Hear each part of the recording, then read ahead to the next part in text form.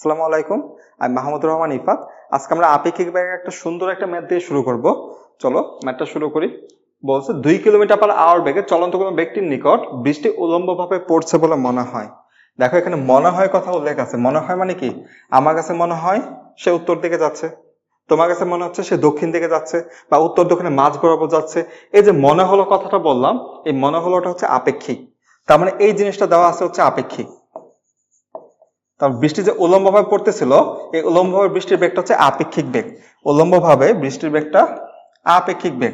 ধরলাম এই সামনের দিকে লোকটা গতিশীল ছিল, এই সামনের দিকে লোকটা ভিসি বেগে, যার মান হচ্ছে 2 কিলোমিটার পার আওয়ার, যার মান হচ্ছে 2 কিলোমিটার পার আওয়ার বেগে গতিশীল ছিল। তো নিচের দিকে সোজা উলম্বভাবে বৃষ্টির আপেক্ষিক বেগটা ছিল, সোজা উলম্বভাবে বৃষ্টির আপেক্ষিক বেগটা ছিল, যেটা হচ্ছে ভি আর সি।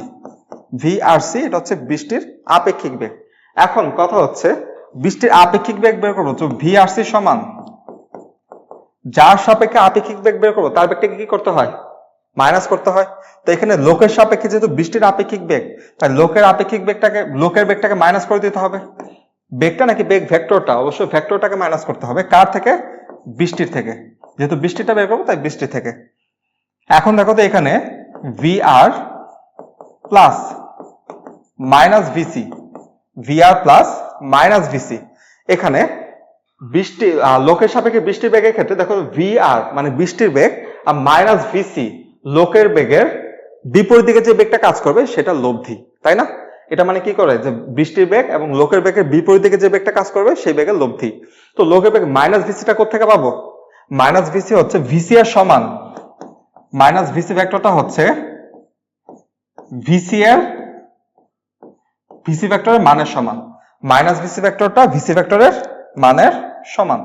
এখন আসি ভিসি তো এইদিকে, তো মাইনাস ভিসি কোন দিকে হবে? বিপরীত দিকে হবে। ভিসি তো সামনের দিকে, তো মাইনাস ভিসি অবশ্যই বিপরীত দিকে কাজ করবে। তো এটা হচ্ছে মাইনাস ভিসি। এই মাইনাস ভিসি এর মানও 2 কিলোমিটার পার আওয়ার। সবসময় মনে রাখবে ভেক্টর ঋণাত্মক হতে পারে, ভেক্টর ঋণাত্মক হতে পারে, কিন্তু কখনো মান ঋণাত্মক হয় না, ঠিক আছে? তো মাইনাস ভিসি চলে আসলো। এখন বলো তো ভিআর আর মাইনাস ভিসি এর লব্ধি যদি ভিআরসি হয়, ভিআর এই মাইনাস ভিসি এর লব্ধি যদি ভিআরসি হয়, তো ভিআরটা কোন দিকে হওয়া উচিত? অবশ্যই ভিআরটা এদিক বরাবর, এদিক বরাবর কোন একটা জায়গায় হওয়া উচিত না? কারণ এদিক বরাবর হলে তো এই দুটো লব্ধি সামান্তরিক সূত্র অনুযায়ী মাঝ বরাবর হবে, তাই না? তো ওইটাই করব। দেখো চিত্রটা আগে আঁকাই নেই।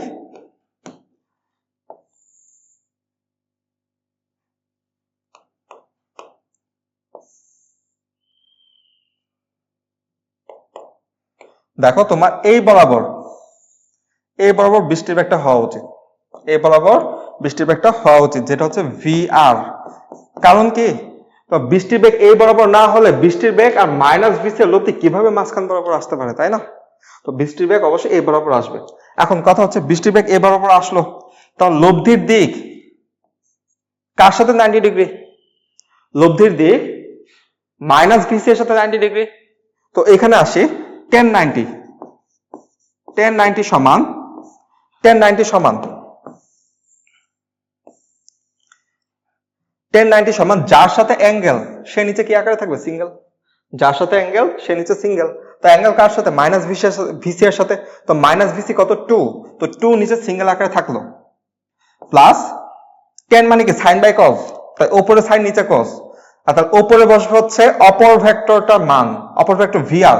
ভিআর এর মান তো আমরা জানি না, যেহেতু বলছেই যে বৃষ্টির প্রকৃত বেগ নির্ণয় করতে, তো ভিআর এর মানটা লাগবে, তো ভিআর মানটা ইকুয়েশনে লাগবে, তাই আমরা এটা ইউজ করলাম। তো ভিআর সাইন এই কোণটা, এই সম্পূর্ণ কোণটা আমি ধরলাম হচ্ছে আলফা। এই সম্পূর্ণ কোণটা আলফা ধরলে তো ভিআর সাইন আলফা নিচে হবে ভিআর কজ আলফা। এখন বলো tan 90 মানে কি? tan 90 মানে হচ্ছে 1/0। tan 90 মানে 1/0। তাহলে উপরে যাবে ভিআর সাইন আলফা আর 2 প্লাস ভিআর কজ আলফা। তো tan 90 মানে 1/0।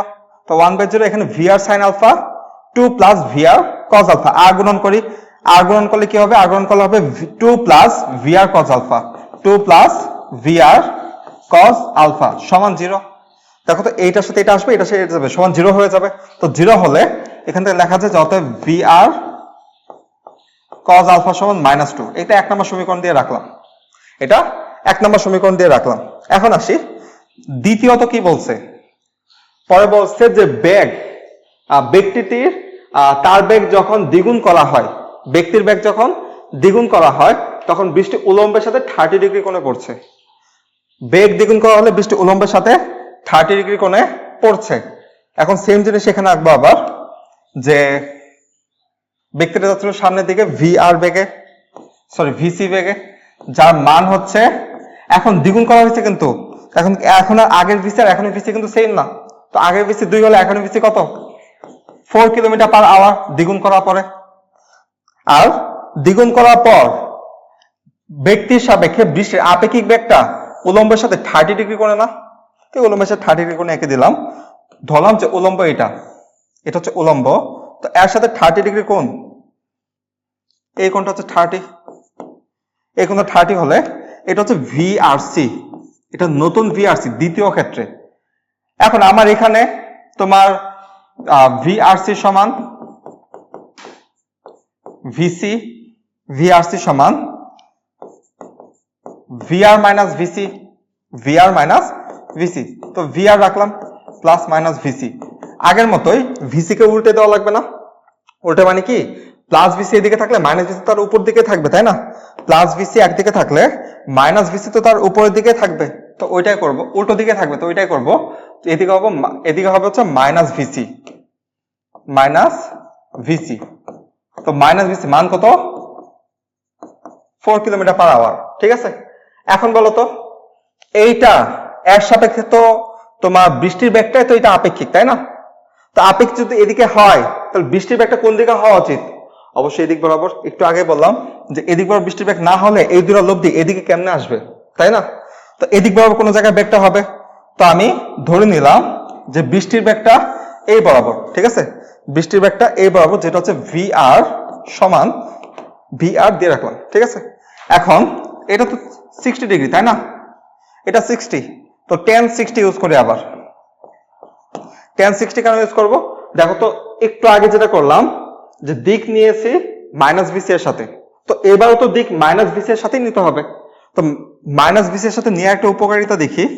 দেখো এখানে tan 60 সমান উপরে যার সাথে অ্যাঙ্গেল সে নিচে সিঙ্গেল, তার মানে 4 নিচে সিঙ্গেল আকারে থাকবে। তারপর উপরে বাকিটা ভিআর বসবে উপরে ভিআর সাইন আলফা। বলো তো বৃষ্টির বেগটা চেঞ্জ হয় না, তাই না? লগ সেম দিকে গেছে কিন্তু দ্বিগুণ বেগে গেছে, কিন্তু দিক তো আর চেঞ্জ করে নাই, তাহলে এই দিকটা অবশ্যই আলফাই হবে। আগেরটার মতো এই দিকটা অবশ্যই আলফাই হবে, তো আলফা হলে এখানে তো আলফাই বসবে, তাই না? আর নিচে আসবে ভিআর কজ আলফা। এখন tan 60 মানে কি? আচ্ছা, cos alpha, VR cos alpha মানে এখানে বের করে রাখছেন আমরা, ভিআর কজ আলফার মান -2, তাই না?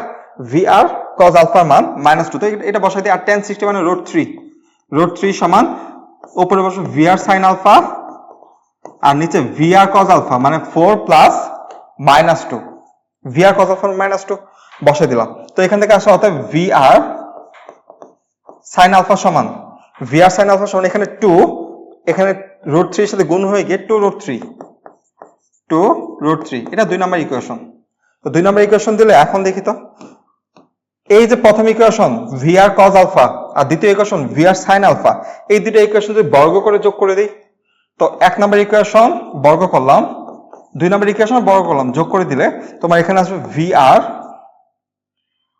Cause alpha, VR square cos square alpha plus VR square sine square alpha সমান, আগেটাতে ছিল -√2, তাহলে এখানে আসবে -√2 হোল স্কয়ার প্লাস পরেরটা হচ্ছে 2√3, তো এখানে 2√3 হোল স্কয়ার।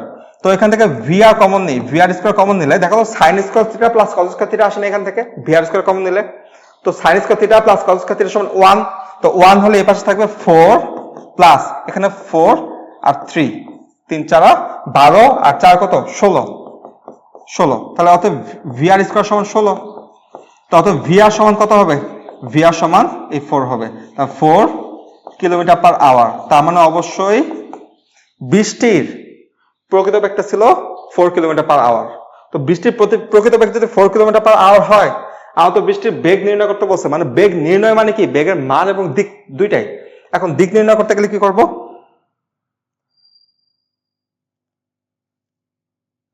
দিক নির্ণয়টা তোমাদের এইচডব্লিউ দিয়ে দিলাম, ঠিক আছে। তো এইভাবে তুমি ভেক্টরের মানটা নির্ণয় করবা, আর ভেক্টরের মান নির্ণয় করে এই যে বৃষ্টির বেগের দিকটা নির্ণয় করে লিখে দিবা যে বৃষ্টি এত বেগে ওই দিকে যাচ্ছিল, ঠিক আছে। তো এই ম্যাথটা ভালো মতো দেখো, তোমার এই ম্যাথটা টাইপের অনেকগুলো ম্যাথ হতে পারে, তো তোমাদের নিজেদের মতো করে ম্যাথ বানাবা, ম্যাথ বানিয়ে নিজেদের মতো করে সলভ করবা। যখন তুমি দেখবা যে তোমার মতো করে তুমি অনেক ট্রিকি ম্যাথ বানাচ্ছ, সাথে সলভ করতে পারতেছো, তখন তুমি বুঝবা যে তোমার ফিজিক্সের প্রিপারেশন অনেক ভালো, ঠিক আছে। তো আজকে এই পর্যন্তই, আসসালামু আলাইকুম।